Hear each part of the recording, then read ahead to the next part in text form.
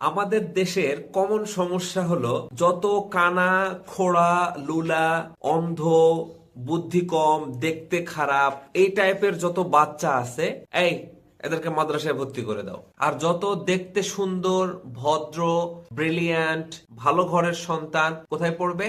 স্কুলে পড়বে। কেন? এটা কি কোথাও লেখা আছে? এটা কি কোরআন হাদিসের কোথাও আছে? এটা কি কোনো আলেমরা বলেছে? এই জিনিসটা ছোট থেকে এত বড় হয়ে গেলাম, আজ পর্যন্ত মাথায় এই বিষয়টা আমার কাজ করে না যে এটা কেন, এটা কার কথা ভাই, কে বানাইছে এই জিনিসটা? আপনারা যদি জানা থাকে কমেন্ট বক্সে অবশ্যই লিখে যাবেন যে এটা কার দেওয়া নিয়ম। আমি তো জানি সুন্দর খারাপ কালো মোটা লুলা এগুলো দেখে তো কোনো লাভ নাই। মাদ্রাসা এবং কোরআন শিক্ষা, সে মাদ্রাসায় পড়ুক আর না পড়ুক, কোরআন শিক্ষা সারা পৃথিবীর মানুষের জন্য। যেখানে আল্লাহ পবিত্র কোরআনে স্পষ্ট বলছে যে আল্লাহ রাসূলকে পাঠানো হয়েছে সারা পৃথিবীর মানুষের জন্য হেদায়েত স্বরূপ। আল্লাহ কোরআনকে নাজিলই করছে সমগ্র মানব জাতির জন্য। আপনার কি মনে হয় যে কোরআন শরীফ শুধু আরববাসীর জন্য নাজিল হয়েছে? শুধু মক্কাবাসীরা পড়বে? শুধু বাংলাদেশের মানুষ পড়বে?